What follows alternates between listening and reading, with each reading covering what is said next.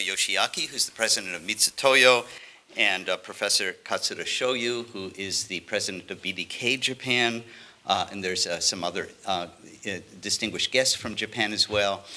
So before we get going, because in part what we're doing today is really celebrating BDK's amazing gift to Buddhist scholarship around the world, I'd like to invite Professor Katsura to say a few words. Thank you very much, Bob. Good morning, everyone. Well, I was busy preparing my own paper today, so I didn't prepare anything formal. But let me talk a little bit about Bukkyō Dendō Kyōkai, BDK, and its activities. Probably as many of you know, the founder of BDK, Ehan Numata, came to this campus and studied about 100 years ago. That was in 1920s. And in those days, people from Asian countries in North America had a difficult time. And so when he was a student here, he realized he should introduce Japanese culture to people in North America to promote the mutual understanding between people in the Asia and Caucasian people in North America. So he started publishing the journal called Pacific World. So meaning is the title is very significant because, as you know, there's a big ocean between Japan or Asia and North America, Pacific Ocean. And he was hoping for the peaceful world by promoting the understanding of Japanese culture and Asian cultures. And he thought Buddhism is probably the core of Japanese culture and Asian culture. So he was eager to continue publishing the journal. But because of the financial reason, he could not continue. He could continue only for 4 years, I believe. So he had to go back to Japan. And first he worked for government, Japanese government. But then he realized in order to promote Buddhism in the world, he needs money. He needs a financial support. So he started a company called Mitutoyo. And after many years, after many hardship, his company, Mitutoyo, became the global company. And Numata-san is going to introduce about the Mitutoyo company after me. But anyway, in 1965, Ehan Numata succeeded in establishing Bukkyō Dendō Kyōkai in 1965. And first thing he did was print the book called The Teaching of Buddha. Maybe you have seen in hotels or any other place with an orange-colored small book. And so he started distributing the Teaching of Buddha to hotels in the world. So by now, we have printed more than 9 million copies of Teaching of Buddha, and many hotels in the world, and hospitals, and educational institutions, and even prisons have copies of TTOB now. And another thing he tried to do was to translate the Chinese Tripitaka into English, again to promote the understanding of Buddhism by means of English translation. So it's still ongoing project. And so far, I think we have published 46 or 48 volumes of English Tripitaka from BDK. But it's maybe halfway from the first project. And there are many years to go to continue and complete the translation. And another thing he started was, in order to promote the understanding of Buddhism, he started donating visiting chair to some of the major universities in the world. And this is since UC Berkeley was his home university. So UC Berkeley got the first Numata chair about 35 years ago.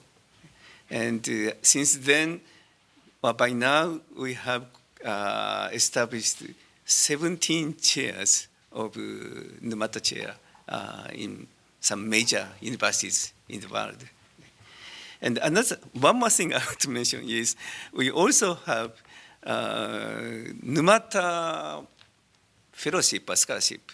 So those who want to study Buddhism can come to Japan and Japanese universities and study Buddhism there. And so far, we have more than 70 students came to Japan and studied. And many of them went home and now teaching Buddhism in their universities. So that's about what we are doing at BDK. And now I would like to introduce Mr. Yoshiaki Numata, the grandson of Ehan Numata and the president of Mitutoyo. So, Numata-san, please. Good morning, everyone. Professor Sharf and Katsura-san and all the guests here today, thank you very much for this special occasion. My name is Numata from Mitutoyo. I want to say thank you very much for giving me this opportunity. And Mitutoyo is a manufacturer of a precision measuring instrument founded in 1934 by the founder, Ehan Numata, who is my grandfather. As Mr. Katsura sensei said, Mitutoyo was founded not because of his profit, but because he needed to generate money constantly in order to spread Buddhism all over the world.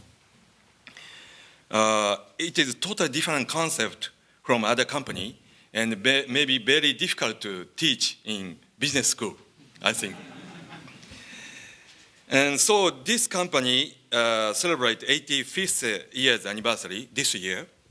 Even today, we continue to uphold Ehan Numata's spirit, putting aside a portion of the fund to conduct activities around the world through BDK, donating the teaching of Buddha to hotels, and establishing Buddhist lectures at 17 universities, including UC Berkeley around the world. By the way, this is the original micrometer, this mechanic micrometer, most simple tool. And this is the original one, actually started selling in America 50 years ago. Now we have more than 6,000 different type of measuring tool. And even iPhone, your iPhone, key component need to be measured by Mitutoyo product in order to keep good quality. We are now carrying out business in over 60 countries all over the world, globally, and more than 5,000 employees are working for Mitutoyo. So they are coming from different country, different culture, and different religious background, of course. But everybody understands why and how Mitutoyo was founded, and the history of Ehan Numata and philosophy of Ehan Numata, and they respect it and proud of it, and working very hard to keep Mitutoyo brand every day. Today, our business environment is very difficult and very tough politically and economically. But no matter what President Trump said, and no matter how business environment become tough and difficult, this is very important, my job, to keep carrying on and further growing Mitutoyo company, and at the same time, keep supporting activities for spreading the teaching of Buddha all over the world. For me, these are not separated tasks, always one mission. Thank you very much. Thank you very much. Just for those of you who aren't familiar with this particular arrangement between BDK and Mitutoyo, what President Numata was saying, he's not kidding.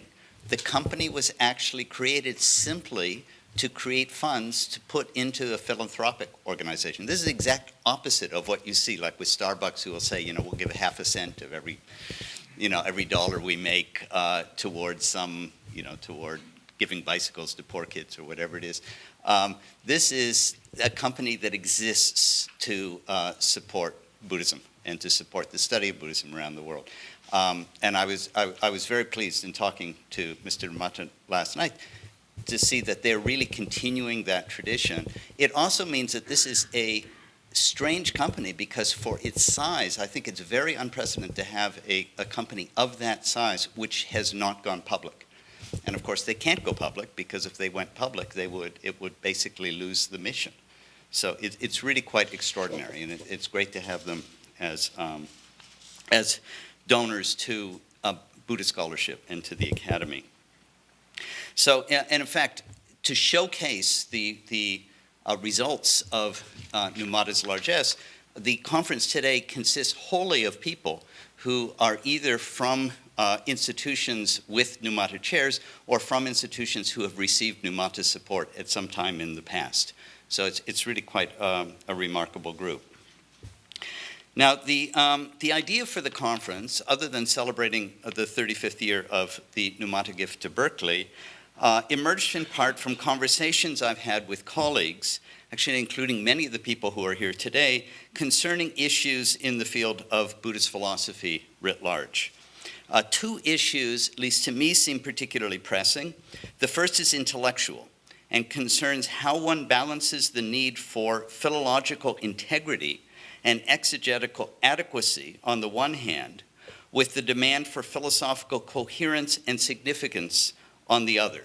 Right? So basically how you balance being true to the texts, and that's going to be predicated on your historical and philological expertise, and at the same time say something that is going to be significant to people who are interested, particularly in contemporary philosophical ideas. So the second issue is institutional. What are we to make of the fact that most specialists in America and Europe pursue their research and teaching in religious studies or area studies departments and not in departments of philosophy? As many people have pointed out, it's extraordinarily difficult to do a degree in Buddhist studies or a degree in Buddhist philosophy in a philosophy department, and that makes it very difficult to get a job once you've finished your degree in a bona fide philosophy department. So what are the advantages and disadvantages of these institutional configurations for our field and for the discipline of philosophy, and what alternatives might there be for the training of graduate students who represent the future of the field? So for this symposium, we've asked each of the speakers to present something pulling from their current research, something that they happen to be interested in the moment, but also hopefully to take some time to reflect on current issues and challenges in the field. So my colleague Alexander von Rospatt from the group in Buddhist Studies in South and Southeast Asia is going to chair the first panel. Good morning, everybody. Professor Katsura, if you please come up and start us off. Thank you. And today I'm going to talk on Mark Siderits on Anumāna.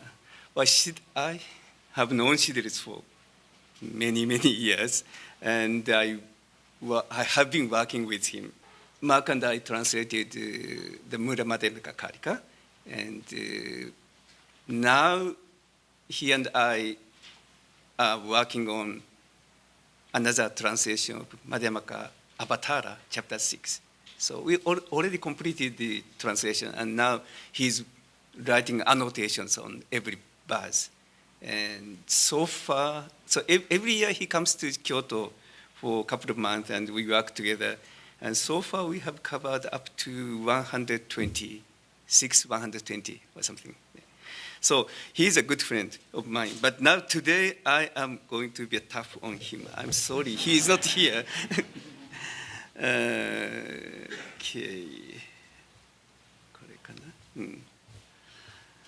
Well, in 1999, we had a small conference on Indian logic or something in Warsaw, and he gave a lecture on this topic of deductive, inductive, both, or neither. And then he later published it in one of his books or journal. And in 2016, Professor Westerhoff compiled his articles and published this way. And there he says, Anumāna is not an argument as he defines, but an inference. It is neither deductive nor inductive, nor is it a hybrid of both inductive and deductive. So it is neither. Well, maybe I can quote his definition of inference and argument and inference. He defines argument. By an argument, I shall here mean the sort of thing that is studied in formal logic. An argument will then be a kind of formal structure. It will consist of a set of propositions which are a type of abstract object with certain logical relationship among them. Then regarding the inference, he says, an inference which is a particular epistemic event carried out by some particular cognizer at a determinate place and time. More specifically, it is a cognitive process wherein the cognizer aims at the production of a vertical cognition through the occurrence of other cognitions. Okay, but anyway, so he has a definite idea of argument and inference, and he thinks Anumāna is not an argument, but it is an inference. So he says, there's an epistemic process that might justly be called inductive in nature. So first he says, Anumāna is neither inductive nor neither deductive nor inductive. But here he says, there is an epistemic process that might be justly be called inductive in nature. When we go through the process, okay, I just skip it. But then he also says, wait a minute. Maybe I should read. There's an epistemic process that might just be called inductive in nature. When we go through this process of induction, we bring together evidence that we take to justify our projecting from some observation to a conclusion we wish to draw.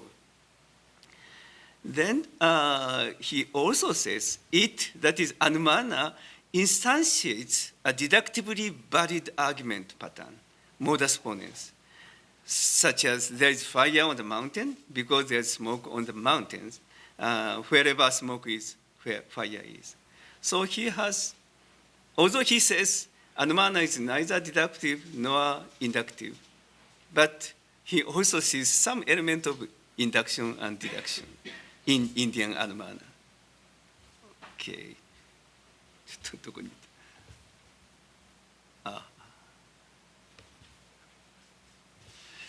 Then the very beginning of his article, he says, here he means in his paper or in his article, I shall focus on the Nyaya treatment of Anumāna before and after Dignaga.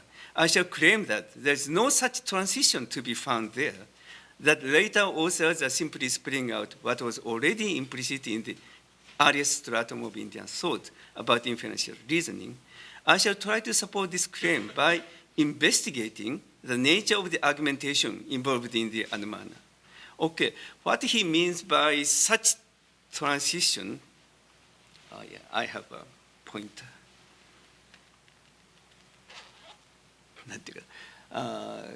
Okay, Dignaga is supposed to have introduced the idea of pervasion, vyapti, and maybe some of us think that with the introduction of vyapti or pervasion, idea of pervasion, the nature of Indian logic or Indian Anumāna changed greatly. So, but what Siderits wants to say is, even before Dignaga, there was already the concept of pervasion or vyapti. So there was no such a great transition before Dignaga and after Dignaga. But then I once tried to demonstrate by collecting evidences from the classical Indian texts on Vada and Pramana, from the Charaka Sanhita up to Dharmakirtis, that it is Dignaga in his Pramana Samkhya Vritti, chapters 2 and 4, who first established the concept of pervasion of the inferential mark, linga, by its target, linging, or that of the proving property, sadhana dharma, by the target property. So, well, just a couple of years ago, Siderits mentioned this article of his. And I was really astonished because I thought I have already established that it was Dignaga who first introduced the concept of Vyapti in my article, in these two articles. But I discovered that Mark has completely different idea. So now I'm going to refute his opinion. Okay, and then he says like this.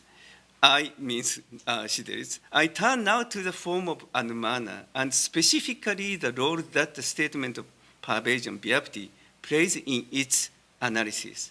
In the oldest stratum of near discussions of the topic, the Anumāna is described as having the form. So here, P is S because P is H, like in the Sapaksha and like in the Vipaksha. For instance, there is a fire on the mountain because there is smoke on the mountain, like in the kitchen, and like on the lake. So in my today's talk, I don't know how much time I have. I really want, so what he thinks, so he thinks this is the oldest form of Nyaya Anumāna, but that's not true at all from historical point of view. And I'm going to show some of my results. So, and also his idea of Sapaksha and Vipaksha are misleading, or in the Indian Anumāna formula, Sapaksha and Vipaksha do not appear in this way. That's what I'm going to show. Probably that is the main thing I'm going to say today. So here I show, the earliest manual of Nyaya school is Nyaya Sutra. And Nyaya Sutra has the definitions of 5 members of proof formula. Well, some people call it syllogism, but I hate to use the term syllogism. Syllogism has a specific meaning in Aristotelian logic, so I don't use the term syllogism. But anyway, Nyaya Sutra has a definition of every member of 5 propositions or statements of Nyaya proof. But Nyaya Sutra does not give any actual case of logical formulation. And so probably the one of the oldest forms of logical formula, or Anumāna, is we can find in Charaka Sanhita. And this is one of the examples. Purusha is eternal. Purusha has a double meaning. Here probably it means Atman. But anyway, so Purusha is eternal because it is unproduced, like the space. And as the space is unproduced as well as eternal, so it's Purusha. Therefore, it is eternal. Okay, this is the form of one of the earliest case of Anumāna in Indian tradition. And this is rather different from what Siderits presented as the oldest form of Nyaya. Okay, yeah, regarding that Charaka Sanhita formulation, Marx says, the formulation of Anumāna found in the early Charaka Sanhita does not include citation of an instance of Vivaksha. That's true. Yeah. This, I would claim, is because here inference is understood in the context of public debate, where it is the job of the opponent to raise possible counterexamples to the alleged perversion, and the job of the proponent to then disarm them. Once Anumāna comes to be conceptualized as a means whereby an individual cognizer can come to have reliable inductive beliefs, this process of seeking possible counterexample was internalized as in the earliest Nyaya formulation. So, okay, Marx's point on this whole formulation is he thinks, although Vyapti is not mentioned or is not explicitly mentioned in the logical formula of the early period, but well, we do not have the Vipaksha in the Charaka-Samhita, but he thinks that it is a job of the opponent to bring in some counterexample to disprove the proponent's inference.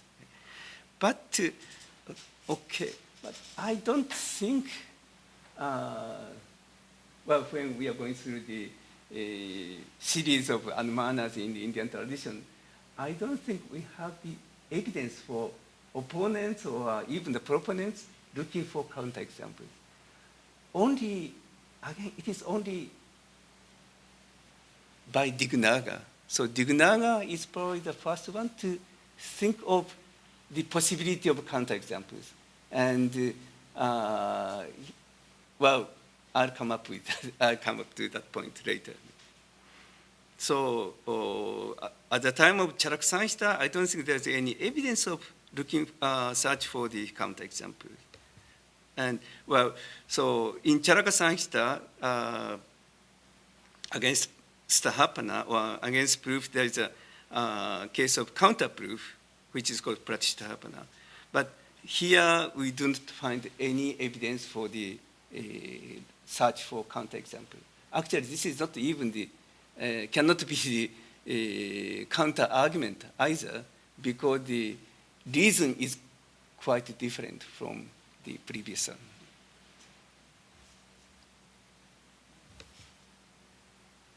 Then I have two cases of proof formulation by Vatsyayana. Vatsyayana is probably a little bit earlier before the Dignaga. So, well, I'm not going to explain this, but here again, this is a proof by similarity, and here again, we do not see any Vyapti formulation. And this is a proof by dissimilarity. Again, we do not find any Vyapti formulation, but it's interesting. So I think this dristam, meaning observed or seen, is quite significant in the Indian Anumāna tradition. So, well, there are two terms for this third proposition. Nyayikas use udaharana for as the name of the third proposition. But other schools, Charaka-Samhita, Dignaga, and others use Duristanta as the name of the third proposition.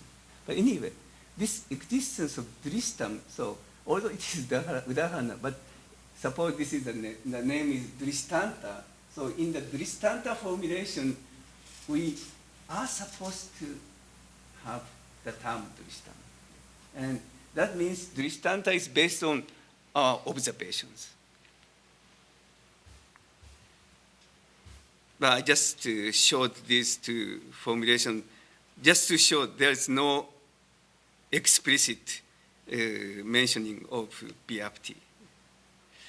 Okay, then he says, there is, in other words, no explicit statement of pervasion included among the members of the members of the Anumāna. I claim, well, Siderits claim, though that citing of examples drawn from the class of Sapaksha and Vipaksha is intended to serve as evidence for the existence of the appropriate relation of pervasion, so that the statements of pervasion may be seen as implicit premises in the overall structure.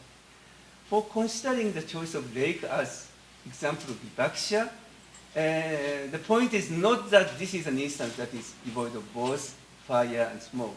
The point is rather that the mist that rises from a lake at dawn might be mistaken for smoke, but is not smoke.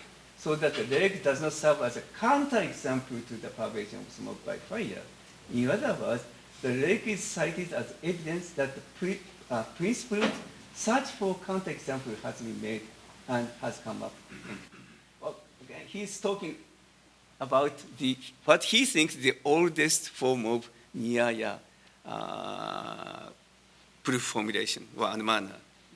But actually, as far as I checked, as far as I have seen, no Nyaya text has ever mentioned this missed case as a counterexample. The only case I discovered was in Nyaya Pravesya.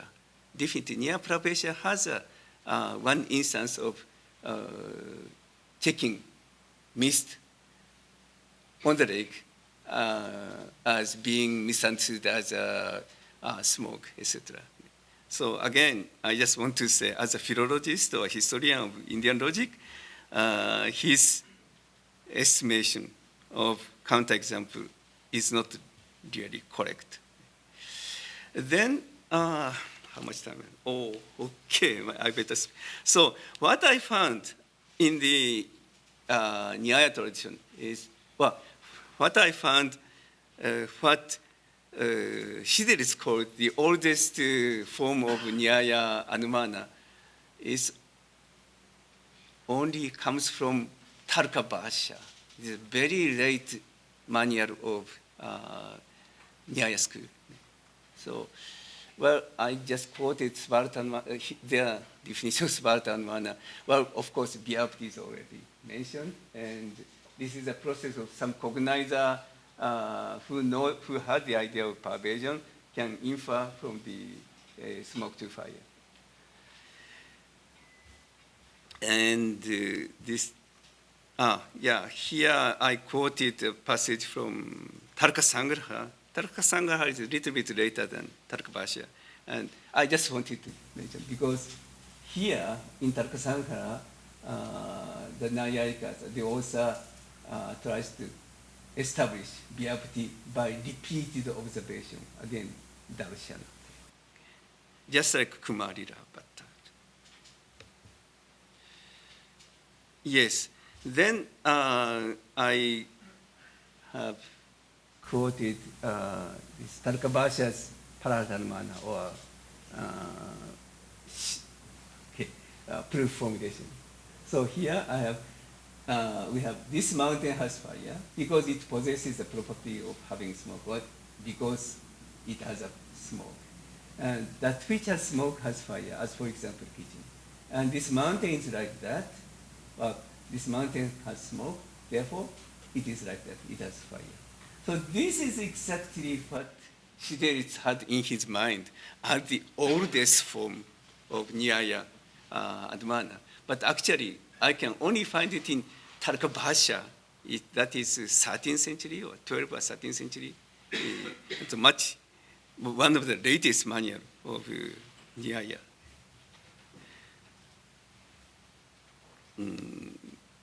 So, okay, I just skip.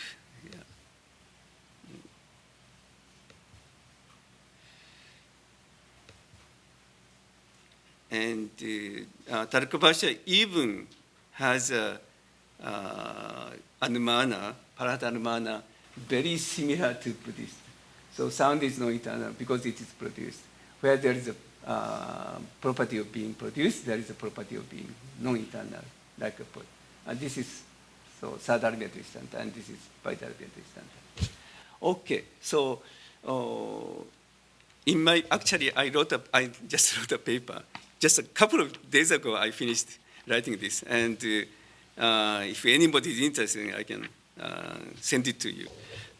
But what I wrote down here was many of the Tarka-bhāsya's ideas of Anumāna seem to come from Dignaga. So actually, this actual case is, this is quite,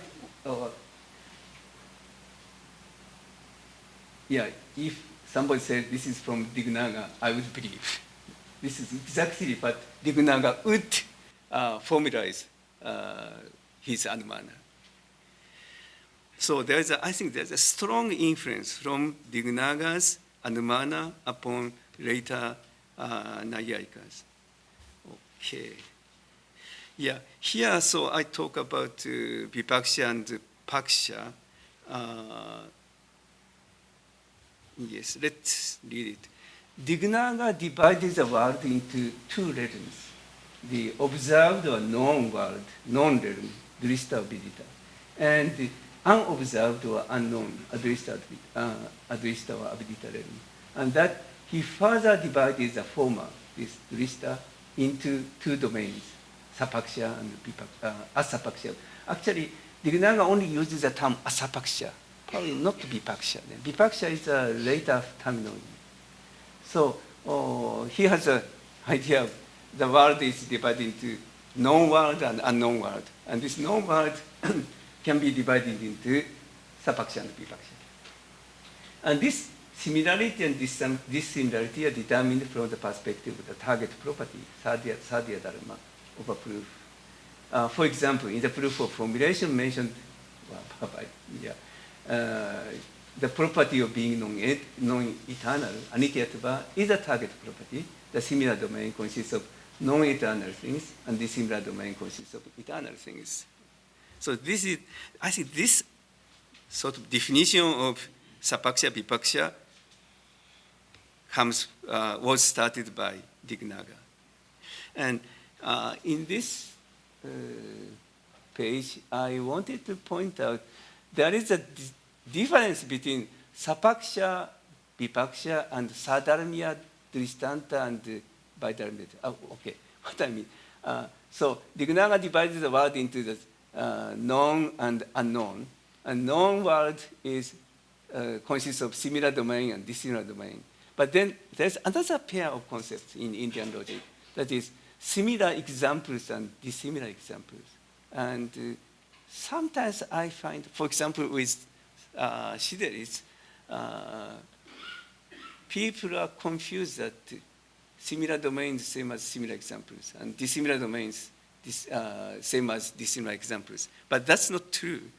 Similar domain only possesses Sadhya Dharma, the target property. But the similar example possesses both Sadhya Dharma and Sadhana Dharma. In other words, target property and proving property, or reason property. And the same with the dissimilar domain and dissimilar example. So that's why I wrote it down this way. And then so-called paksha, or the subject of an assertion, belongs to the unknown and unobserved realm. I lost my pointer. I took it.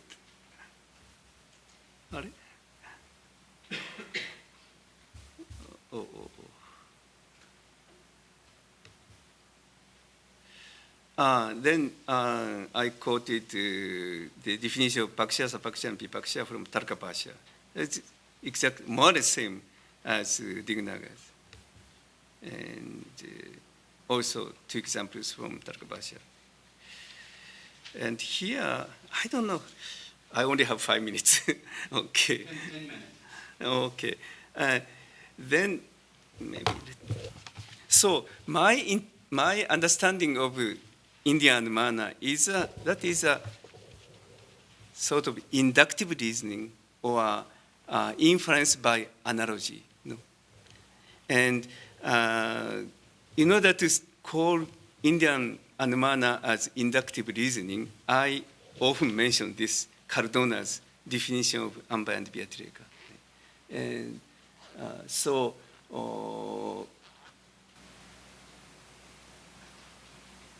Cardona said, Indian thinkers have used a model of reasoning that involves the related presence, ambaya, and absence, related absence, Vyatireka, of entities as follows. And when X occurs, Y occurs. When X is absent, Y is absent, etc., etc. So when this Amba and Vyatireka relationship hold between two items, X and Y, then he says there's a sudden relationship between X and Y. For example, causal relationship. Then that formulation of Amba Beatrica in Cardona, I think it's exactly the same in so-called idam pratyeta in the early Buddhist literature. When this exists, that comes to be. With the arising of this, that arises. When this does not exist, that does not come to be, etc. So maybe those who have read the early Buddhist Nikaya text or Agama, especially in the context of 12-chained dependent origination, you often find this formulation. And this is much earlier. Okay, Cardona was talking about Vajrayanana's usage of ambient Beatrica, not with Panini, but in Mahabhasha, we certainly find those attempts to analyze sentence by ambient Beatrica or distinguish components of sentence by ambient Beatrica. But even before that, probably even before that, early Buddhists had this idea of ambient Beatrica in terms of idam pratyeta. And I have one example of the inductive reasoning or proof by ambient Beatrica, in which you can find Abhidharma Kosha Bhasha, chapter 9, but I skip it. And then maybe some of you know the Trirupya, or according to the Indian logicians, especially among Buddhist logicians, a proper reason must have the three conditions or three characteristics. And second characteristic is called the reason's presence in the similar domain, this sapaksha. And the third condition is called the reason's absence in the dissimilar domain. And this formulation also ambient Beatrica. And actually later on, probably even by Dignaga, this second and third rupa, what second and third condition of proper reason are called ambient Beatrica. So, so anyway, these ambient second and third conditions of proper reason is a way to discover proper reason. So, in their formulation, when Sadhya Dharma exists, Sadhya Dharma exists. When there is no Sadhya Dharma, there is no Sadhya Dharma. Then this Sadhya Dharma, this reason, or proving property, should be a proper reason to prove target property. So this Amba Beatrica reasoning is applied to discover proper reason by Indian logicians. And here I have one passage. This is an important passage from chapter 5 of Pramasamchapriti, Apoha chapter. I just read it. Since a word is not observed to apply to the different of other words, but it is observed to apply to a member of its own different, it is easy to connect a word to its different or meaning, and it does not deviate from its different. Okay. Well, this is based on Pin's Sanskrit text. Then Dignaga has a definition. So for Amba and Beatrica are means to words expressing its different, and they are respectively defined as its application to the similar domain, to reliability, and its non-application to the dissimilar domain. So again, not only in the context of Trirupya, but also in the context of Apoha or words difference, words ability of difference, Dignaga applies Amba Beatrica. And of the two, Amba and Beatrica, however, it is not necessarily possible to state the application to all instances, whatever, in the similar domain, sapaksha, because it is impossible to state all the difference as they are infinite in number. So our ability of cognizing is limited to certain realm. It is impossible to check all the similar instances or similar domain. Then he continues to say, on the other hand, it is possible to state the non-application to the dissimilar domain, even though its components are infinite in number, on the basis of near non-observation. So this is a case of discovering counterexample. On the basis of mere non-observation, and for this very reason, as a word is not observed to apply to other reference than its own relator, Anumāna that excludes those other references is called that which expresses its own referent. If, however, Anumāna is done by means of ambaya with reference to one and the same entity, that is, for example, a tree, the word briksha should not give rise to doubt. Okay, I just skip it. But anyway, Dignaga thinks on the basis of mere non-observation. Yeah, this is important. So, Adarshana Matren, on the basis of mere non-observation, one can establish the word and the different relationship, etc.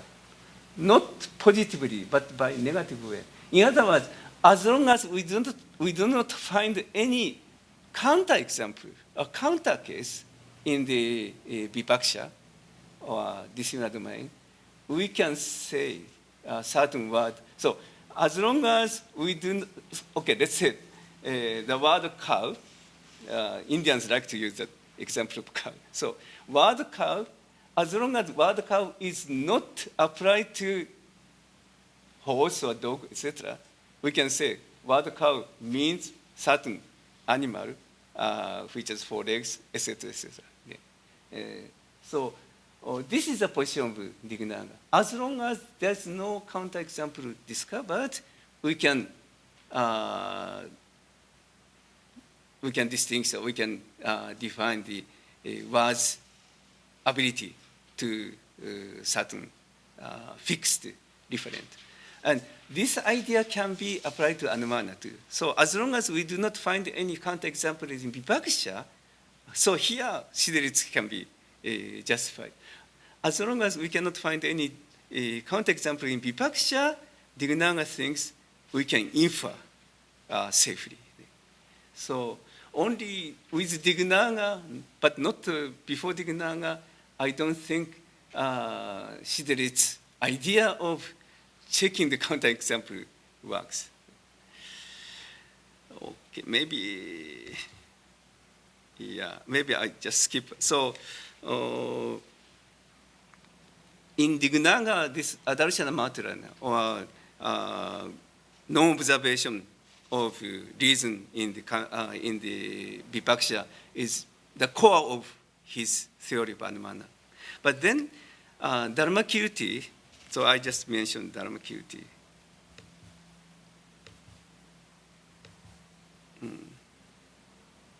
Yeah, so I just read it. So Dharmakirti strongly criticized theory of Adarshana Matra in the Pramana Vartikas of Vritti, work written in his earlier career. Of course, he says he was criticizing somebody called Ishibara Sena, who was a direct disciple of Dignaga. But actually, Dharmakirti in this Svavritti refers to Adarshana Matra and criticizes. And his point is, although he's supposed to have criticized Ishibara Sena, disciple of Dignaga, who claimed that no existence can be proved by the third pramana. Third means not only pratyaksha and anumana, but the third pramana by mere non-perception. So Dharmakirti must have been aware of the weakness of Dignaga's theory of Anumāna. He introduced the idea of natural connection, or whatever you call it, Svabhava Pratibandha, as a ground for establishing pervasion. Okay, let me stop here. Yeah. And if you are interested in, I can distribute my paper. Thank you. When Dignaga has a difference between Drishta and Adrishta, is the Adrishta in the future, or is it simultaneous and it's just a realm that's outside the sea? maybe I should have used the word vidita and avidita. So known world and unknown world. So nothing to do with the future. Which is how to distinguish, if there is a need to do so, the concept of vyapti and the paired concept Anvaya and Vyatireka. Because in my understanding, the later, Anvaya and Vyatireka is used in a broader sense, like it doesn't have to be confined in inferential in inference, but it can also be used in like broader sense, like causation or something. But then vyapti is reserved for only inferential relationship between. Yeah, that's right. Okay. You're right. Yeah. As you know, I agree with you about the historical criticism of Siderits, as well as the philosophical implications that he draws from it. I want to ask you about a methodological question. So, how do we know what, let's say, philosophers prior to Dignaga or Dharmakirti actually thought about vyapti?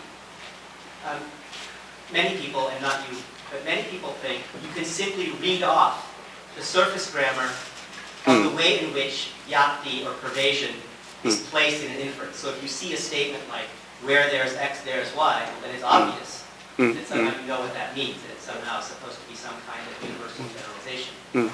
But that seems wrong, because we know that because of the hetuabhasas, right, and the kinds of defects that a reason can have, we get a better sense of what it means for a reason to be properly related to the target. And that's why I think we talked about the triple conditions. So I suppose my question to you is, Siderits never talks about these defects of a reason property. And so I'm wondering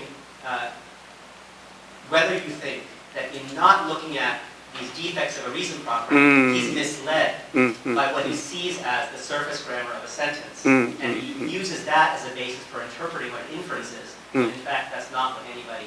Yeah, I think you have a good point, and I think Mark also mentioned it to me in personal conversation. Yeah, so well, you're right, and I think Taku once mentioned in his footnote to the his edition of Ratnakirti. So investigation of proper reason was so Indians started to look for bad reasons or wrong reasons, hetabhasa, and then by this, examining those bad cases, they come to the trilupia or proper reason, right? And yes, okay, so it's my task to investigate whether those cases of hetabhasa, four kinds of hetabhasas, can have anything to do with the vyapti. Yeah, I will do it eventually, but at the moment, well, my point was, as long as no formal expression of vyapti mentioned in the proof formula, I do not accept they had any idea of vyapti. So that was my methodology, yeah. But I think you have a very good point, and Mark also shares your point, yes. Thank you so much. Thank you very much.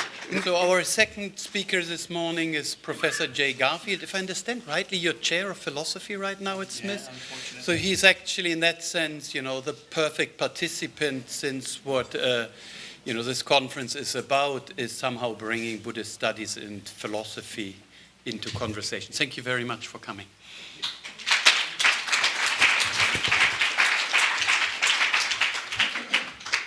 Thanks for having me. I'd like to begin by expressing heartfelt thanks to Katsura Sensei and Numata-san, not only from myself, but from Smith College, for the tremendous generosity that BDK has shown us over the years that have enabled us to create a Buddhist studies program at an undergraduate liberal arts college for women. We're deeply grateful. The brevity of this expression of gratitude reflects only my sense of the ferocity of the timekeeper, not the lack of gratitude that it expresses.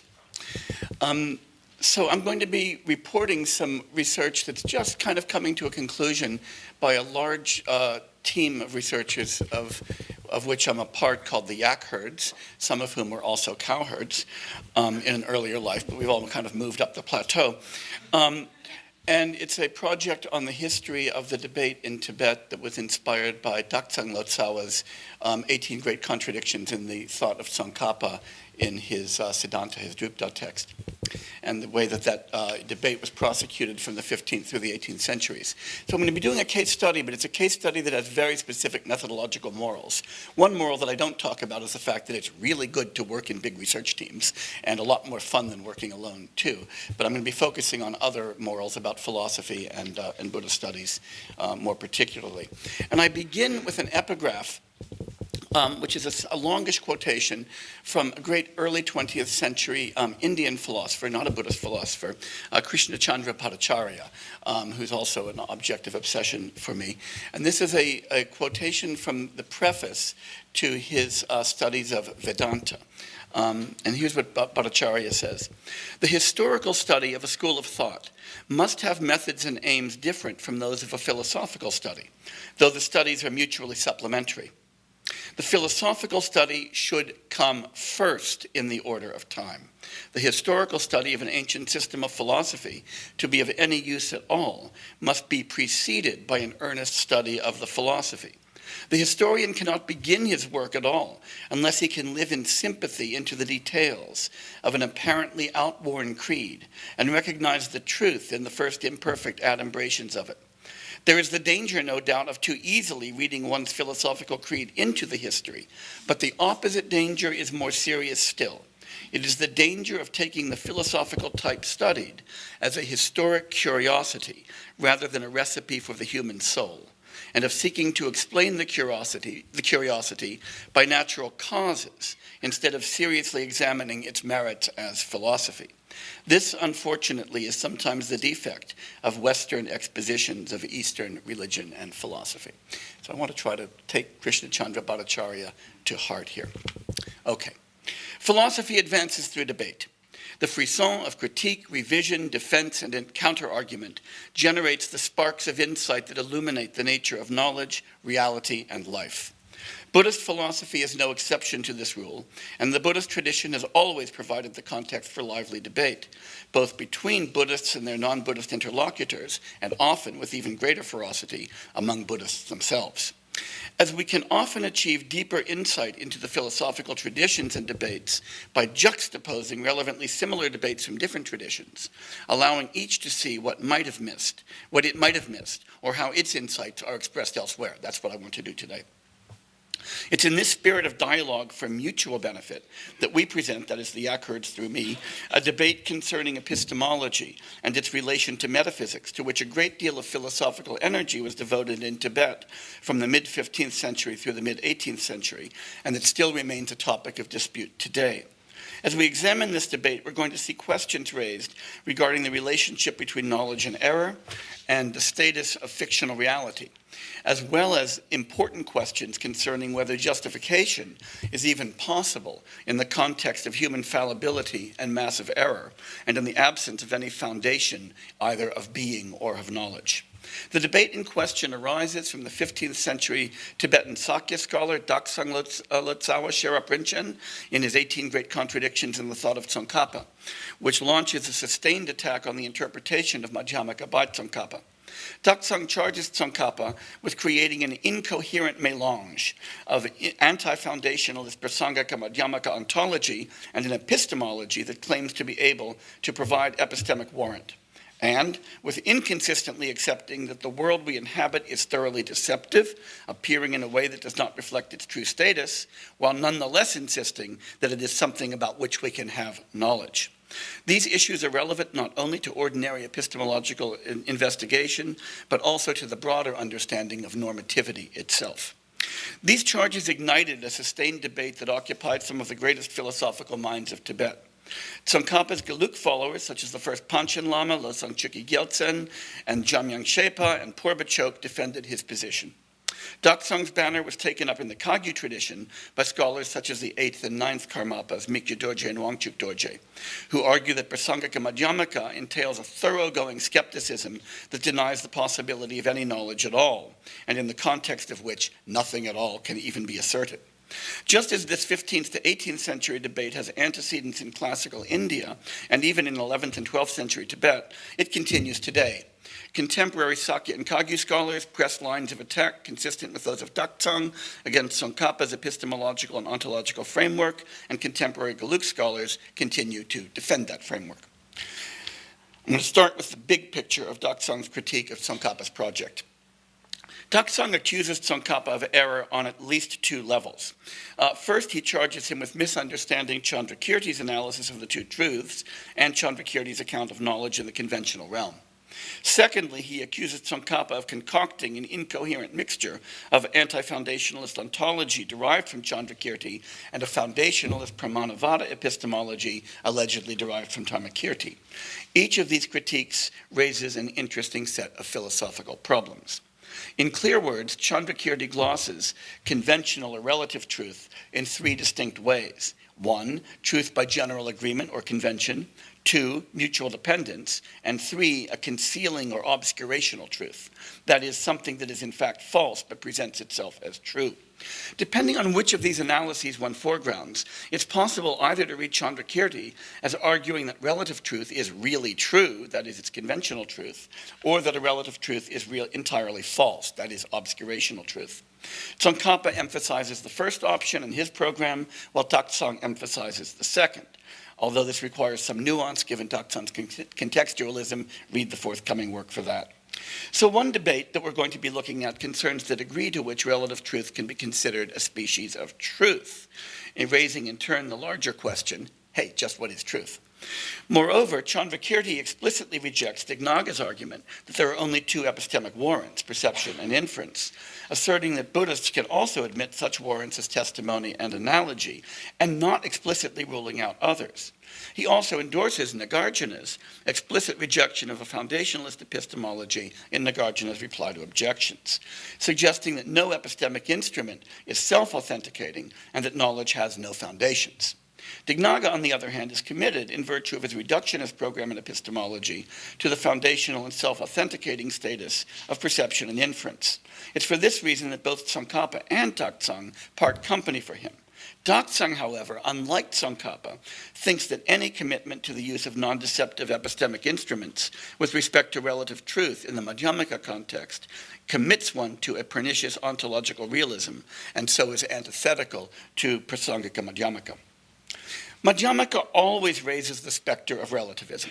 If all truth is merely conventional, one might ask, what is to stop us from accepting whatever anyone says is true, so long as at least a few people agree, thus establishing a convention? This would end all rational discourse and undermine confidence in any claims, leading to what the cowherds have called the dismal slough, wherein there is no difference between truth and falsehood, and so no reason or meaning or normativity at all. Tsongkhapa argues that this necessitates some coherent epistemology, consistent with Prasangika if Prasangika itself is to be coherent, and so develops an epistemological account more in line with that of Chandrakirti as he reads Chandrakirti than that of the Pramanavadins. And of course, it's as he reads Chandrakirti. We have to worry about that. Takstang argues against Tsongkhapa's approach on two grounds. One reflecting their divergent readings of Chandrakirti on relative truth, and the other reflecting his view that any commitment to the use of epistemic instruments commits one to a foundationalism to which no Prasangika can ever subscribe.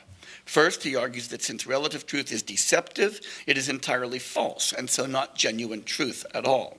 The use of epistemic instruments, he argues, is meant to get at truth, not falsehood, and so there's no place for real knowledge or any means of attaining it from the standpoint of a Madhyamaka's final analysis of the nature of reality. Second, Takstang argues, no Prasangika can accept anything as having any properties intrinsically. Moreover, he argues that any genuine account of knowledge must be foundationalist on pain of relativism. Any foundations must have that status independent of any mundane conventions or fail to be general foundations. Thus, they must be self-authenticating. But this would be to have their epistemic status intrinsically. Therefore, Takstang concludes, there can be no epistemology consistent with the Prasangika Madhyamaka system. No epistemology at all. This debate, therefore, raises a nest of problems in epistemology about the nature of warrant, about foundationalism, and these are problems familiar to any contemporary Western epistemologist. These controversies between Takstang and Tsongkhapa about the nature of Prasangika epistemology are partly grounded in disagreements between them regarding the metaphysics of the Prasangika system. According to Tsongkhapa, Prasangika Madhyamaka requires a robust endorsement of relative reality, including both the reality of mind and external objects, with that reality known not only by ordinary beings, but as a proper object of knowledge by an omniscient being, since ordinary objects are the bases of emptiness, and since omniscience requires knowledge of all objects of knowledge, conventional and ultimate. Otherwise, the Buddha wouldn't know anything if he didn't know conventional objects. Therefore, on Tsongkhapa's view, all truths can be verified either through conventional or ultimate epistemic practices. These practices, he argues, reveal the reality of the relative world and of emptiness, and so the two truths demand acknowledgement in any epistemic context. Unlike Tsongkhapa, Takstang sees Madhyamaka not as a philosophical system, but as a practice, a way of engaging with the world we encounter. Takstang argues that Tsongkhapa's claims, like any philosophical claims, must be understood only in relation to context, and that there is no single context in which all of them can be true. Takstang distinguishes three contexts of analysis: that of no analysis whatsoever, that is what ordinary schlumps are doing all the time; that of slight analysis, that's what philosophers do, and in which philosophical reflection on the first context is conducted; and that of final analysis, in which nothing at all appears to be, or can be said. And as he sees it, the very idea of a context-independent metaphysics of the kind Tsongkhapa adumbrates is simply absurd. Takstang argues that the Prasangika term world, jikten or loka, denotes the context of things as they appear from the innate perspective that uncritically assumes and endorses the reality of a personal self and the existence of phenomena. That world of construction is very wide indeed, for it includes both the secular and the realm of religion. Indeed, most of the questions we ask about the nature of reality, he thinks, are asked within that context.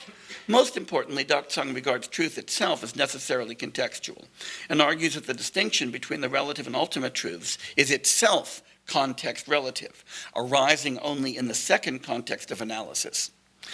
In this context, when the apparent facts of the world taken for granted in the first are subjected to Madhyamaka reasoning, their groundlessness is exposed and our ontology crumbles. At this stage in the dialectic, in the second context of analysis, the ultimate truth of emptiness emerges as the falsity of conventions, as the falsity of all conventions.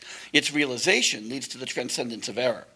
But since even the duality between appearances and their true nature cannot withstand analysis, that too must end in abandonment when we get to the third context.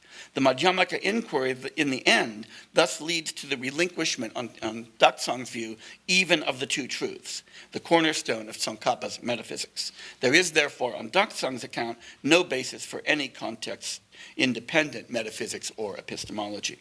So, whereas according to Tsongkhapa, Madhyamaka insight yields a metaphysics that's warranted in all contexts, and to fail to admit this would be to slide into vicious relativism, according to Takstang, the very demand for context-independent truth and meaning stands in the way of actual progress on the Madhyamaka path. Takstang argues that it's precisely in laying claim to a universally warranted ontology of the two truths established by the respective epistemic instruments that Tsongkhapa's Madhyamaka acquires its burden of contradictions. Now we're going to talk about reductio and probative argument. I won't use syllogism either. We'll use probative argument.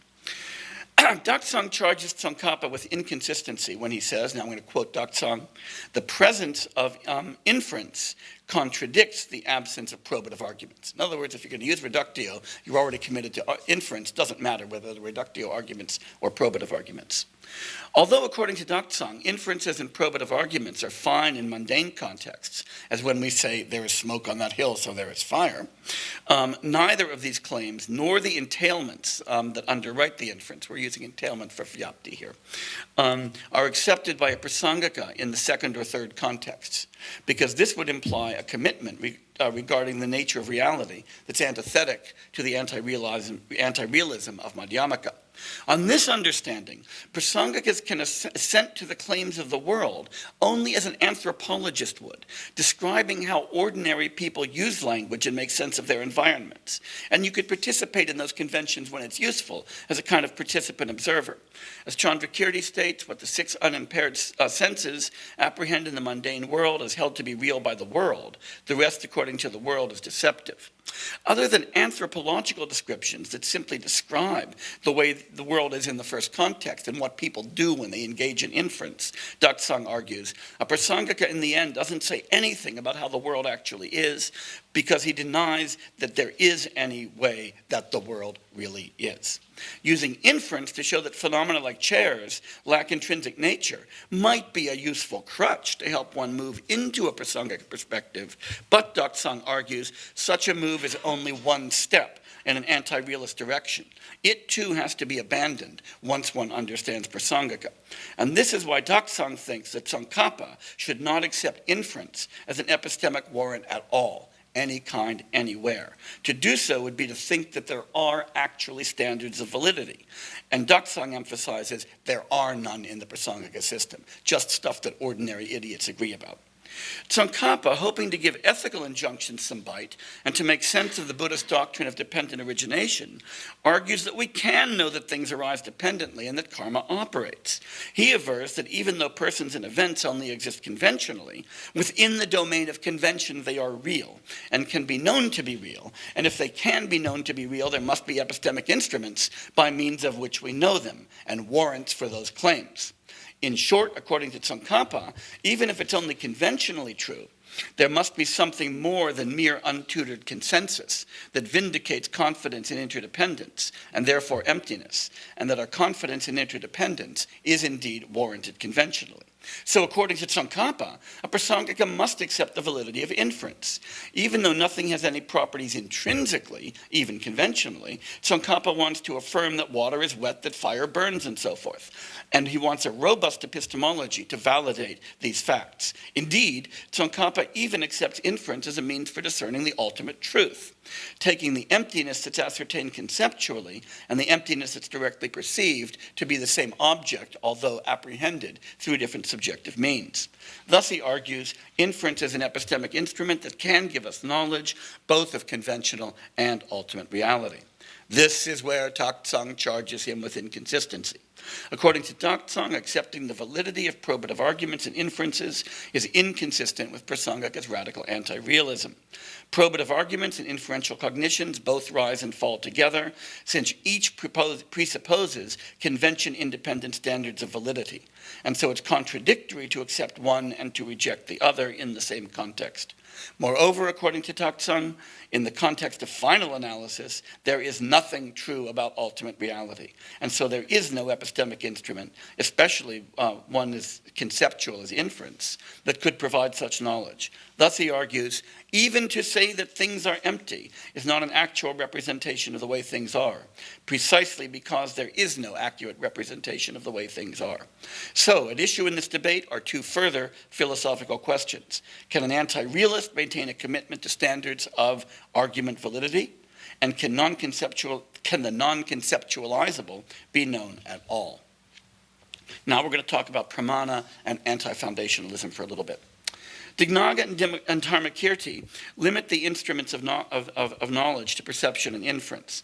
Their account is reductionist but not eliminativist. That is, they can accept testimony, analogy, or other epistemic instruments as warrants, but each of those as an instrument is reducible somehow to some combination of perception and inference. As Chandrakirti saw, however, this isn't a stable position. For one can ask fairly how we know that perception and inference are the most basic instruments or sources of knowledge. We can't come to this knowledge simply by perceiving and inferring. That's a pretty tight circle. We need others to confirm that our perceptions and our inference are veridical. That's what schooling, training, debate, and criticism are about. We learn to infer and when to trust our senses by our judgments and practices being confirmed by those of others. That's testimony. And we can only extend what we learn in one case to another by recognizing analogies. We can't even apply what we know about inference or perception in individual cases to more general cases without analogical reasoning. So Chandrakirti insists, to learn how to come to know is to learn a wide repertoire of cognitive skills, which function together just as three sheaves of grain stacked in a pyramid support one another, to use an analogy of Dignagas. We can distinguish two different ways of doing epistemology, as I did earlier, as I'm going to call them the analytical and the anthropological approaches. Dignaga and Dharmakirti take the first, that is the analytical approach, and Chandrakirti and Takstang the second. We need to ask where Tsongkhapa falls on this spectrum. Is he, as Takstang charges, aligned with Dharmakirti, or is he in fact like Takstang himself in Chandrakirti's camp?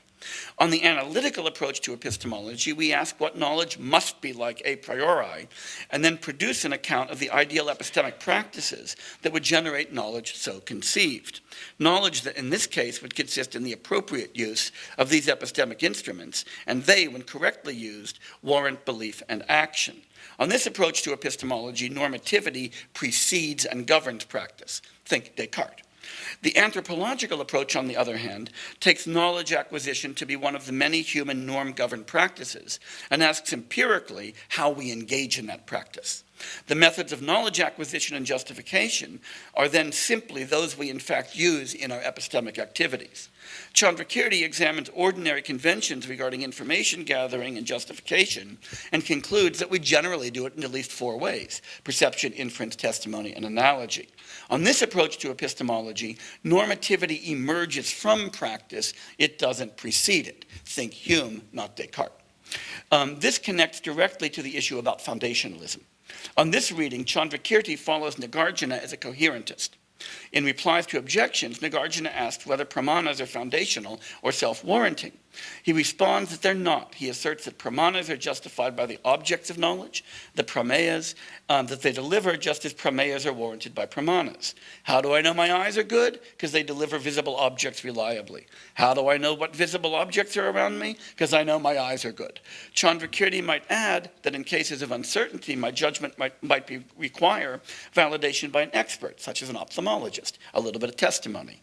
Such confirmation would give me increased confidence in the visual situation, just like the one I asserted when I asserted that my eyes functioned well, and that's analogy. And once again, this is kind of like Hume's approach to epistemology. According both to Tsongkhapa and to Takstang, the mutual interdependence of all phenomena that's the hallmark doctrine of Madhyamaka thus entails a broad coherentism and conventionalism in epistemology. It also suggests an anthropological as opposed to an analytical approach to that discipline. This raises the next question in the debate between Takstang and Tsongkhapa. If we take such an approach, are we still doing normative epistemology? Tsongkhapa answers in the affirmative. Yes, to do descriptive epistemology isn't an alternative to normative epistemology, it's how you do it. Takstang, on the other hand, denies even the possibility of normative epistemology.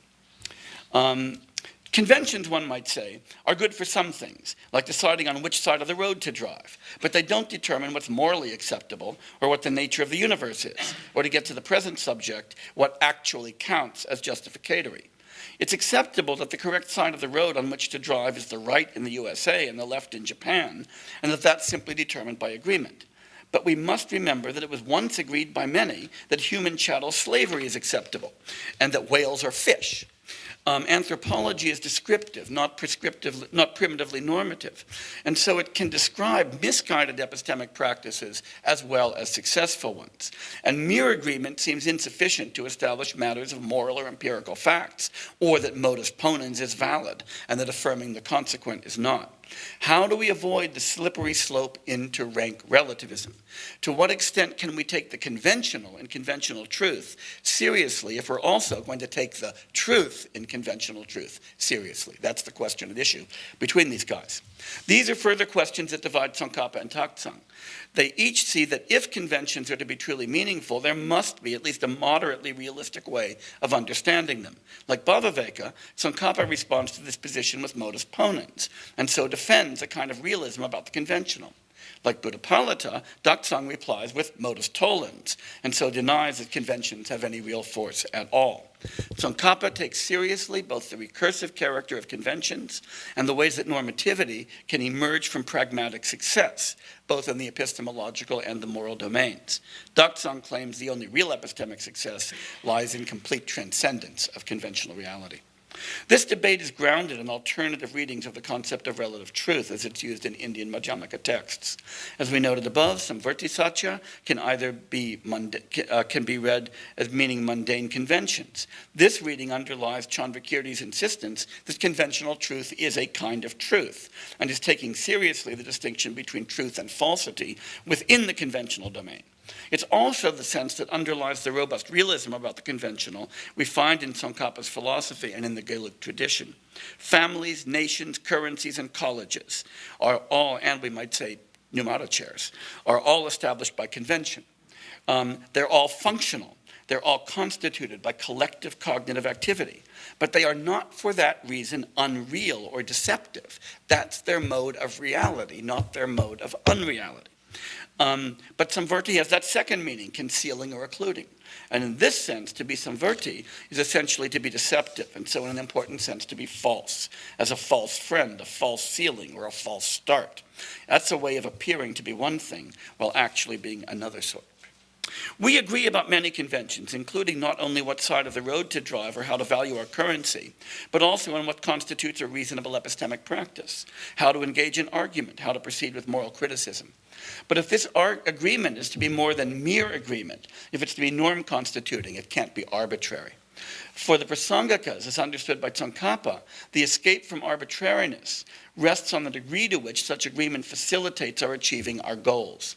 Successful conventions persist, unsuccessful ones do not. And this behavior itself persists because it is successful. This bootstrapping into conventions that we not only adopt, but reflectively endorse, is on this account the hallmark of epistemological and ethical activity. Conventions must be justified by their place in a network of conventions, a network that includes conventions for the maintenance and revisions of conventions. Again, see Hume on this. Stability within that network constitutes genuine normativity. It's in this sense, as Hume argued, there he is, agreeing about these things is what brings normativity into existence. For we end up agreeing that certain forms of argument are probative, that certain kinds of considerations are determinative, that certain kinds of evidence count, and that certain practices are to be approved and encouraged, while others are to be disapproved and punished. And we agree that this agreement will bind us. Importantly, these practices themselves, the practices that in fact constitute our linguistic, moral, aesthetic, and epistemic lives, are reflexive, allowing us to criticize our current normative standards and to revise them. Hence, our norms themselves are subject to normative assessment. Once we buy into the realm of norms, the space of reasons, there is no turning back. So while brute agreement may be sufficient to constitute norms in the first place, once we've instituted them, the norms take over and become the measure of correct or incorrect inference and action, and even the justification of future norms. We adopt or use to justify and assess other practices is one way to read the Prasangika program. This optimism regarding human conventions and its proper power to constitute the institutions that enable our collective flourishing is built into Gelugpa epistemology and ethics. That's why it's so important to Tsongkhapa's reading of Chandrakirti that the pramanas themselves are conventional and mutually supportive. If they were not, nothing could explain their normative force except seeing them as transcending the conventional altogether, a status no Madhyamika can grant anything. Thus, Tsongkhapa argues that while all phenomena are merely conventionally existent, the fact that we can draw a distinction between truth and falsity within the conventional means that there is a non-relative standard for that distinction. If a conventional instrument of knowledge warrants our belief in the existence of something, or the claim that some entity has some property, and if no other epistemic instrument undermines that claim, we're justified in taking it to be true, or in taking that thing to be real. This is how Tsongkhapa tries to escape the dismal slough of unjustifiable conventions. I'm going to skip a little bit in the interest of time and jump to Takstang's critique of this whole project. Takstang's critique of Tsongkhapa's epistemology rests on his distinction between the three separate contexts I mentioned above. Mundane epistemic instruments of the kind to which Chandrakirti refers belong in the pre-analytic mundane context, and there's nothing, Takstang says, particularly madhyamaka, or even anything interesting about them. They're just what fools use in their ordinary practice. The second context of slight analysis, in that context, things are seen to be dependently arisen and thus empty. And from that perspective, only insight into ultimate reality could retain this, the status of any epistemic instrument. So conventional pramanas just fall out completely from Takstang's analysis. In the third context and final analysis, things are not even dependently arisen, nor are they even empty. On this model, the madhyamaka's two truths, their definitions, any sense of epistemically warranted ultimate and epistemically warranted ultimate, belong exclusively to the second context of slight analysis. Relying on Chandrakirti, Takstang defines the two truths in the following terms. Obscurational reality is a disclosed content apprehended by a non-analytical, erroneous cognitive perspective, and ultimate reality is a disclosed content apprehended by non-erroneous rational perspective of a noble being.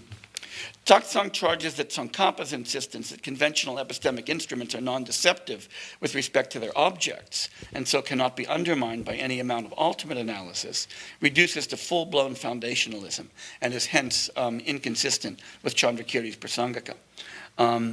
Takstang develops this argument by raising the specter of relativism expressed in Buddhist contexts by reference to the six categories of sentient beings. He puts it this way. I'm quoting Takstang now.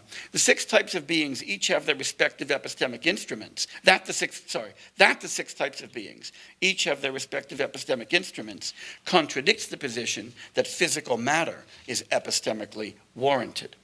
That various species perceive the world in distinctive ways, he's arguing, contradicts the claim that there is any fixed way that the world can be delivered by any epistemic warrants. In the stock Buddhist example, when beings with different perceptual apparatus approach a clear stream, a human being sees water and a hungry spirit pus and a god nectar. We don't have to buy into an elaborate Buddhist cosmology to appreciate the point. Just think about the different ways that a landscape appears to a human, a dog, and a bee in virtue of their different cognitive apparatus. Given that each one has its own epistemic instruments and warrants, it seems hard to say that there is a way that the world could be warranted to be. So given these differences, Takstang argues, just as to claim that only humans get things right, not bees or dogs, would be arbitrary, it's equally arbitrary to say that those of us with so-called unimpaired sense faculties get it right, as opposed to those with ophthalmia who are seeing floaters in their vision. No difference between me and somebody with floaters than me and a dog. We each see the world differently. What could possibly mean that there's warrant in one case and no warrant on the other? And that's why he says, quoting Takstang now, the non-existence of floating hairs contradicts the existence of a river of pus. Because Tsongkhapa wants to have it that the preta has its own pramanas and that the river of pus is verified for the preta, but for a human being, hairs aren't warranted. His point is this. Although Tsongkhapa denies that the appearance of floaters in the visual field of a person with clouded vision is warranted, yet affirms that the perception of pus where there is water is warranted for a hungry spirit, the cases are parallel. Moreover, each kind of experience is delivered by a causal process that misrepresents reality. That's the important point. Indeed, despite Chandrakirti's endorsement of the normative force of unimpaired sense faculties, he sometimes endorses that kind of relativism. You find both kinds of statements in Chandrakirti. Takstang raises a related critique. Being mistaken about an object contradicts being an epistemic warrant for it. That is, Takstang argues that Tsongkhapa's idea that an object can be confirmed by a conventional epistemic instrument, even when perception is mistaken about the ontological status of the object, is incoherent. So Tsongkhapa thinks I can know that this lectern in front of me is brown, even if I mistakenly think that it exists intrinsically. Okay, Takstang has in mind the fact that ordinary objects appear to exist intrinsically, although they're in fact empty. But consider a more neutral example. One might take it to be possible to be right about who is the winner of a video game, despite the fact that the game itself is a perceptual illusion constructed by computer code and points of light. Tsongkhapa would agree. Takstang, on the other hand, would argue that since one is inevitably mistaken about the very nature of the game, any judgment about it, including who won or lost, is unwarranted, because there is no real game to be won or lost. Given that you agree that the game itself is illusory, there are no criteria for winning or losing that could be anything more than anthropological, and so no truth of the matter at all. To put this another way, on Takstang's view, the notion of a partial or qualified knowledge makes no sense whatsoever. We're now in a position to appreciate the structure of Takstang's critique of Tsongkhapa's epistemic program, which resolves into 4 principal lines of argument. The notion of warrant can't be separated from foundationalism, and the Prasangika system is anti-foundational, so it can't have a notion of warrant. No claim or position withstands analysis, and so warrant is essentially arbitrary. So no epistemic or cognitive faculties can be warranting. Knowledge entails being correct about the object of knowledge. We're always mistaken, so there can't be any knowledge. Each of these is an important issue in epistemology, no matter what one's preferred tradition might be. The parallel here to contemporary divergence in epistemology is striking, and I want to advert to one of those just by analogy. I want to talk about the divergence between Sellers and Quine on naturalized epistemology and meaning in their respective replies to Carnap's foundationalism, because I think that's instructive when we look at these 2 different kinds of contemporary responses to the positivist foundationalist program. Each agrees that our epistemic practices are grounded in conventions, that is, each of Sellers and Quine, regarding linguistic and scientific behavior that are mere empirical facts about our species.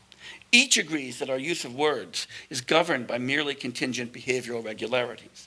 Quine concludes from this that there is no domain of epistemology independent of empirical psychology, and no independent normative force to epistemological dicta. He concludes as well that there's no real meaning. He's a nihilist about meaning. That is to say, something on the Quinean view, to say that something is warranted or known is simply to make an empirical claim about our epistemic practices and their bearings on a sentence, and not to say anything about the way the world is, or fit between a sentence and a world. This is like Takstang's dismissal of conventional warrant in the second context of analysis. Sellers, on the other hand, concludes not that this naturalism eliminates meaning and the normativity of the rules that govern inquiry, but rather that it explains them. He argues that without that normativity, even raising the questions that Quine asks, or pursuing the inquiry that leads him to the eliminative conclusions at which he arrives, would be impossible. This avenue of critique is open to Tsongkhapa as well. If Takstang expects others to accept his arguments, or to take his claims as meaningful, he already endorses normativity. If so, while his account of its genesis may be correct, he might not be able consistently to adopt his eliminativist understanding of the consequences of that account. And Takstang may respond that if Madhyamaka appears to dissolve into eliminativism, it's only due to a conflation of contexts of analysis that are actually distinct. These are deep philosophical disagreements. While they emerge first in 15th century Tibet, they also arise in 18th century Europe, in the debates between Hume and Descartes and their followers, and they come to dominate epistemology in the West in the 20th and 21st centuries.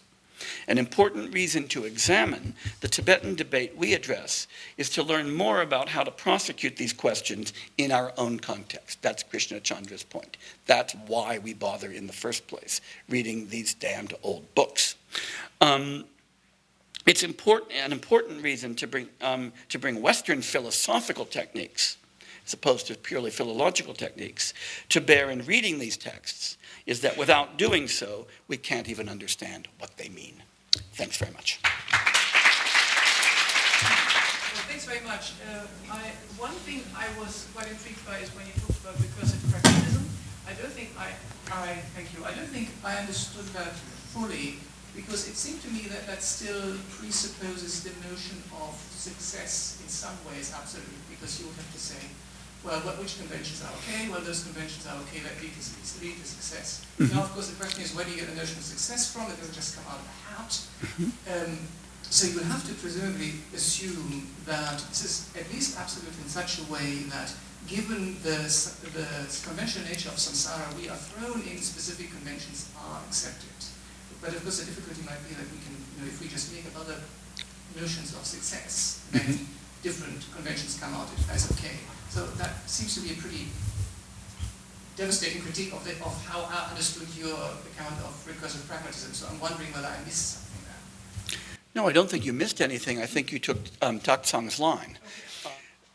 But of course, as you know, pragmatists, and especially recursive pragmatists, are the kind of Humean and Salarzian kind, have a response to that as well. And that's the point about the fact that once you enter the space of reasons, once you enter the realm of norm-constituting practices, they kind of take over. And so they define what counts as success. And you do get this kind of, it may be an internal web without foundations, but as the web gets bigger, it gets more norm constituting. Very small circles and very small webs look very arbitrary. But very big circles and very big webs look like life from this standpoint. Now, this is not to say this is a knockdown, drag-out defense of the power of the recursivity of conventions to save pragmatism from the foundationalist critique. It's to say that that's what the strategy is.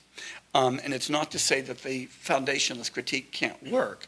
It's to say that that foundationalist critique has to undermine the power of large webs of conventions, like the ones we participate in, to constitute right and wrong, legal and illegal, constitutional and unconstitutional, justified and unjustified, and so forth. There are powerful burdens of proof on both sides. I'm not being completely dishonest when I say that I'm not here to defend one side of this debate or the other. You know which side I fall on, but that's not my point here. My point is to say that this debate is one that has been tracking through Western epistemology, at least as in its current form through the 17th century, and has been a major theme in 20th and early 21st century epistemology. It's a very complicated debate and has partisans on both sides. The cool thing is that it also emerges in 15th to 18th century Tibet, and it's still prosecuted today in the Tibetan tradition. The terms of debate, the examples that are used, the specific arguments differ in really important respects. That's a reason to juxtapose these debates, because I think that we can learn about strategies for prosecuting them and about what's at stake in them and how to read them by the kind of frisson of putting these together. The European ones as a way of raising a question. And the difference is that the European debates and the North American debates are taking place in the context of the ascendancy of experimental science. And I've long been interested in the question of how should we think about science in relationship to the two truths. And listening to your talk, what immediately struck me, and so my question is whether you agree with this, is that it seems to me that Takstang's position is going to have real difficulty with handling the pragmatic success of science. Leave out questions about whether we want to be realists or anti-realists about science. Just the fact that science is pragmatically successful and transformative in the conventional world seems to me to raise a problem for his schema, whereas Tsongkhapa, I think, with his understanding of the conventional, can actually handle that quite well, even if it's not, an explicit issue of concern for him. So I'm wondering if you agree with that, and if you do or don't, what you think the morals, how you think this debate looks when it encounters the reality of science in the world today. That's a wonderful question, and much as it pains me to say so, I agree with you, Evan. That's amazing. I'm now starting to worry about myself. But I would actually go a step further. That is, I think you're right. I mean, that is the the response to the person who says, gee, a big complicated network of norms can't ground anything is to say, take a look at what it's actually done, right? That's why I say there's a powerful burden of proof, both on the critical side and on the defensive side. I think it actually reveals something else that I find really intriguing, and I've been thinking about this and haven't gone very far with it, but I'll tell you what I'm thinking about. That very often people think that the epistemological debates of the late 20th and early 21st century about foundationalism and pragmatism depend essentially on the philosophy of science because of the association with of the philosophy of science with naturalized epistemology. And so people think that this is really coming out of the kind of scientific view about how we work.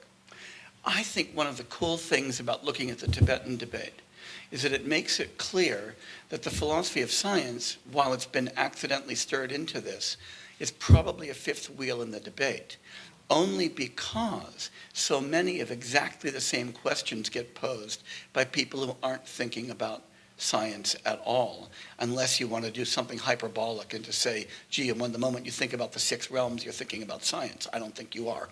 I think it's a way of not thinking about science, not a way of thinking about science. So while certain homologies have to be present, namely the ability to imagine different kinds of cognitive structures and the relationship between justification and cognitive structures, that's not a specifically scientific issue. So you're right, I think, that you can appeal to the success of science to defend the kind of recursive pragmatist approach that some people favor. But I also think the cool thing is that you can run the whole debate while holding the philosophy of science aside. And that's one of the other things that we learned by looking at this issue. So thank you. You have the mic, so. It's kind of a whimsical question, but just to take your appeal to Bhattacharya with stark seriousness. I take it with stark seriousness. Yes. Yeah. So right now, as we're talking outside, there's a climate protest going on. Yeah. Simultaneous with a conversation here across the world.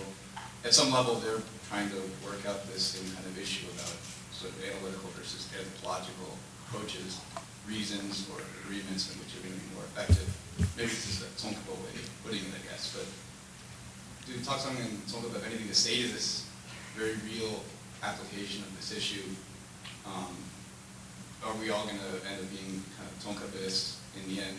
If sort of, does this actually have anything to contribute to the contemporary, very current and pressing pragmatic deliberations over reasons and agreements and where they come together and where they come apart?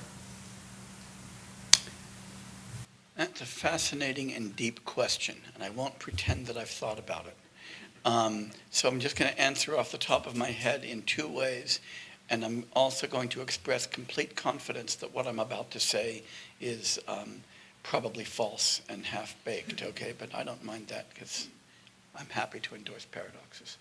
The first thing I would say is that the debate itself may have little bearing. I'm going to qualify that in a minute, because both Tsongkhapa and Takstang would agree that it's happening within what Takstang calls the first context of analysis in the mundane world. And it's an appropriate mundane debate. It's not about Madhyamaka. When we debate about climate change, we're not debating about emptiness. We're not talking about subject-object duality or anything like that. So they're both going to say, let the Loka have that debate and see how it should go. So I don't think that either of them would have a particularly distinct view about that. On the other hand, to the extent that you think that the debate itself also this is the second point, also implicates a meta-debate about what kinds of norms should govern our practice. That is, are we looking at the norms of 21st century corporate capitalism, or are we looking at some other set of norms within which this debate should be prosecuted?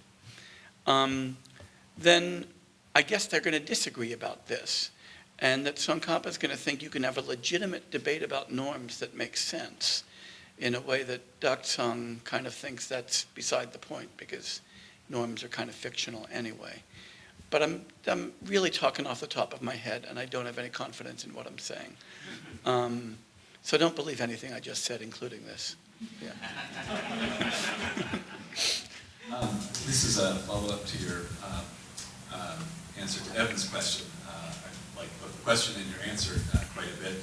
You represented yourself as just beginning to entertain thoughts on this, so perhaps you don't have a ready answer.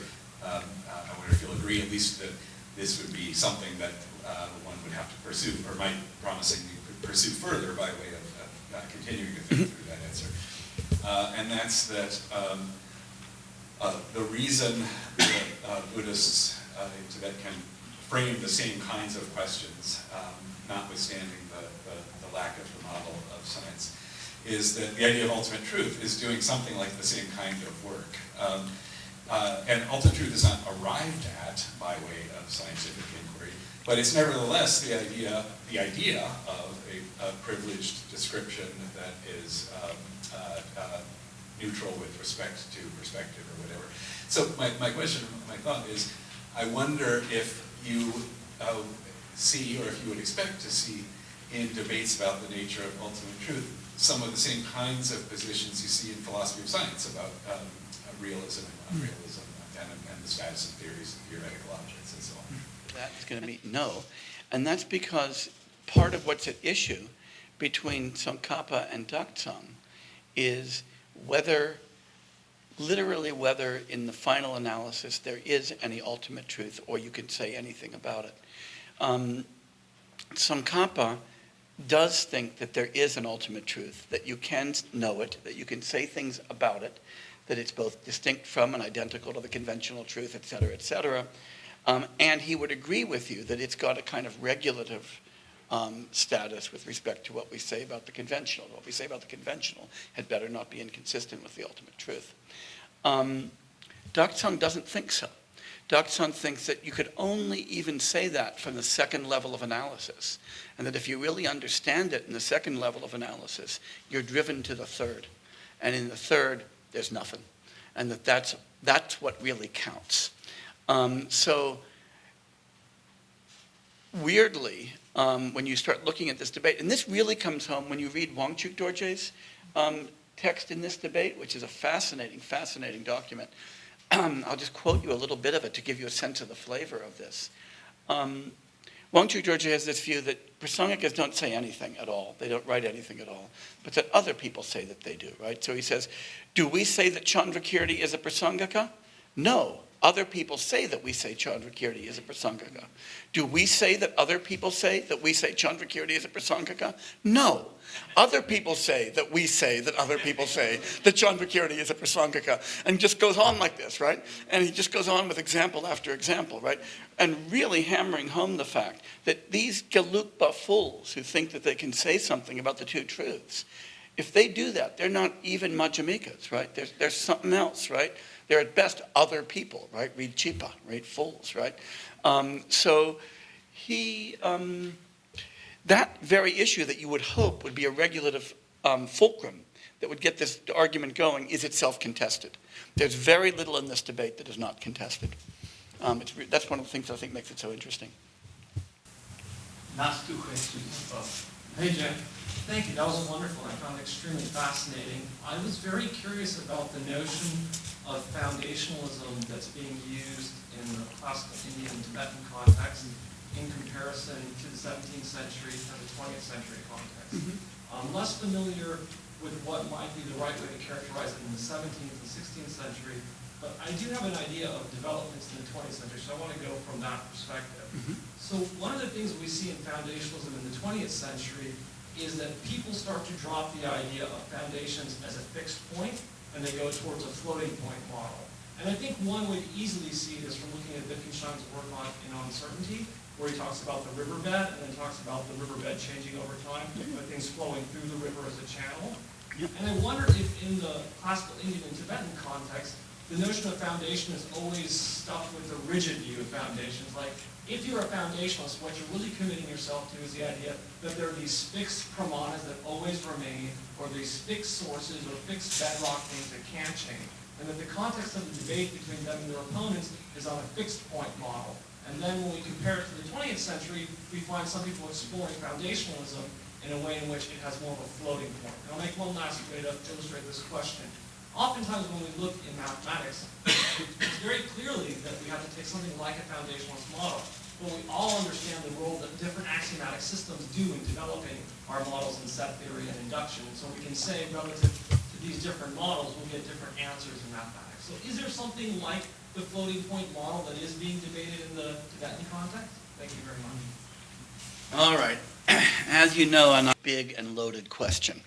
And you and I will disagree a little bit on our interpretation of uncertainty, which I read as a systematically anti-foundationalist text. Read that wonderful paragraph. We looked for the foundation for the house and found that we're held up by the walls, right? So let's start there. So that what you call a floating point model of foundationalism, I think of as a kind of anti-foundationalism.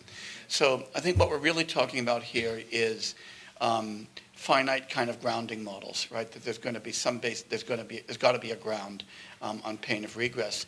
And the classical Indian foundationalists are foundationalists in that sense, and the anti-foundationalists are anti-foundational in the sense that they don't think that you ever find a ground.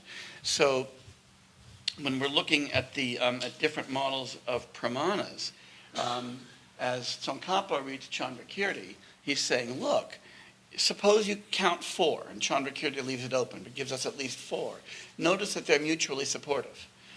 None of them can be the basis on which the others sit, right? You can't just rely on perception, because you don't know your eyes are any good unless somebody else tests them for you, right, and so forth, right? So it's very much a kind of classical coherentist model as opposed to what you're calling a fixed point foundationalist model. And those are really the two ideas in play. Now, it's important to see that both Tsongkhapa and Takstang take themselves to be rejecting foundationalism. It's just that Takstang thinks that Tsongkhapa has thrown it out the front door and let it creep back in the back door.